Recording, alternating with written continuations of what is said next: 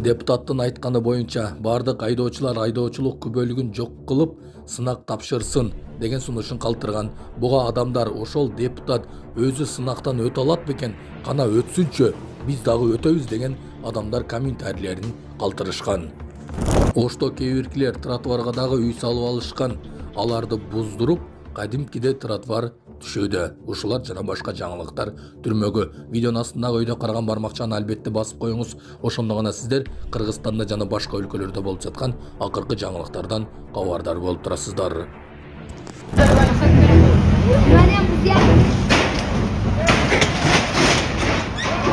Оштун көчөсүндө Жеңишбек Токторбаевдин тапшырмасынан кийин тротуар салына баштады.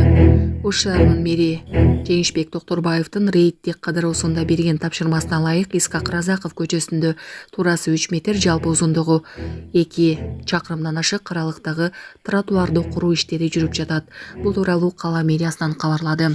Шаар башчысы буга чейин тиешелүү кызматтарга аталган көчөнүн боюнда жайгашкан мыйзамсыз тосмолорду, курулуштарды алып салуу менен бирге тротуарларды куруу боюнча тапшырмаларды койгон.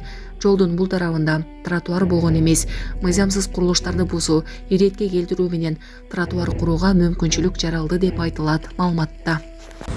Ака, камерага сүйлөмчү, эмне болуп атат, ака? Алынып атпайбы, сен эмне тартып атасың? Алып аткан нерсе эмне ажагы? Сен просмотр үчүн иштеп атасың да азыр. Просмотр болобу, бул элге кызмат да бул. Жок, уже алып атпайбы? Жок, алсалына берсин, бул элге пайдалуу болуп атпайбы? Жок, ошон алынып атпайбы дейм, эмнеге тартып атасың дейм. Жок, өзүбүз билебизби? Ар бир адам тартышка укугу бар. Сиз да тартсаңыз. Жок, сен өзүң ого сен архитектуранын бир адамысың деп газ.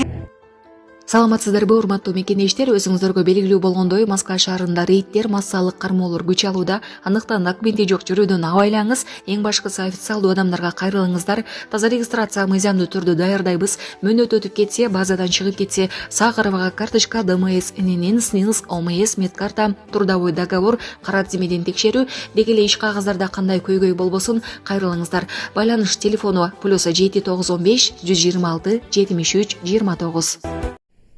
Рекетир 3 тасмасы Кыргызстандагы кинотеатрлардан алынды. Рекетир жаңы доор тасмасы кинотеатрлардан алынды. Кыргызстандагы бардык кинотеатрларда рекетир жаңы доор тасмасынын көрсөтүлүшү токтотулду.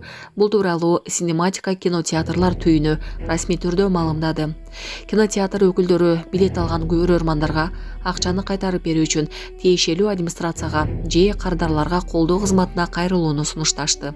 Тасманын прокаттан алынышына эмне себеп болгону азырынча так айтылган жок. Бул чечим кино сүйүүчүлөр арасында ар кандай пикирлерди жаратты. Айрымдары тасманын мазмунуна байланыштуу маселелер болушу мүмкүн деп божомолдошсо, башкалары уюштуруучулардын ички чечими экенин айтышууда. Учурда кинотеатрлар билеттерди кайтаруу жарыянын жүргүзүүдө. Эми орус тили боюнча тест тапшырбаган мигранттардын балдары Орусияда мектепке кабыл алынбайт. Орусиядагы мектептер кийинки окуу жылдан тарта мигранттардын балдарын орус тили боюнча тест тапшырууга милдеттендирген жобо менен иштешет. Мындай талап 2025-жылдын 1-апрелинен киргизилүүдө. Орусиянын билим берүү министрлиги чыгарган буйругга ылайык, эгер мигранттын баласы милдеттүү тил курстарына катышпаса жана сынак тапшырбаса, анда анын ата-энеси административдик жоопкерчиликке тартылышы мүмкүн. Мындан сырткары министрлик мектептерге кабыл алууда талап кылына турган документтердин тизмесин кеңейтүүнү да пландап жатат. Алардын арасында жеке идентификациялык номер, жеке камсыздандыруу эсебинин камса номеру, медициналык маалымкат, ошондой эле бармак изин тапшыргандыгын ырастаган документ бар. Бишкекте Telegram аркылуу $65.000 алдап алган шектүү кармалды. Бишкек шаарындагы милиция кызматкерлери алдамчылыкка шектүү адамды кармады. Милициянын маалыматы боюнча арыз ээси 18 февралда Бишкек шипке кайрылып, бейтааныш адамдардан жабыр тартканын билдирген. Анын айтымында $65.000 зыянга учураган. Шектүүлөр Telegram мессенджериндеги Newmar Group тайпасы аркылуу алдаган. Бул факт боюнча алдамчылык менен кылмыш иши козголгон. Бул ишке шектелип 1993-жылы туулган жаран кармалды. Ал убактылуу камакка алынып тергөө жүрүүдө. Булак бара келди. Санкт-Петербургда мигранттардын кайсыл улуттан экенин тааныган камералар коюлат. Орусиянын Санкт-Петербург шаарында мигранттарды көзөмөлдөө үчүн адамдын кайсыл улуттан экенин тааныган камералар орнотулат.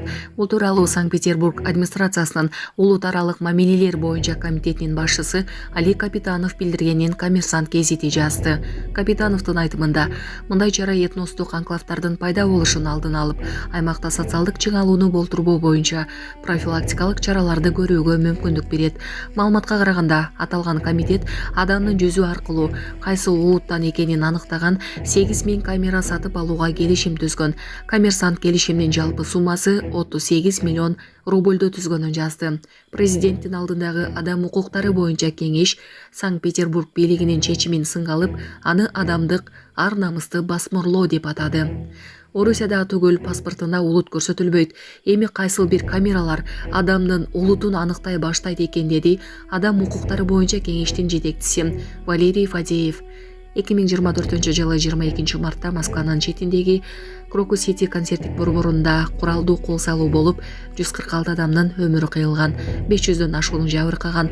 Теракттан кийин Орусияда эмгек мигранттарына каршы саясат катаалдады.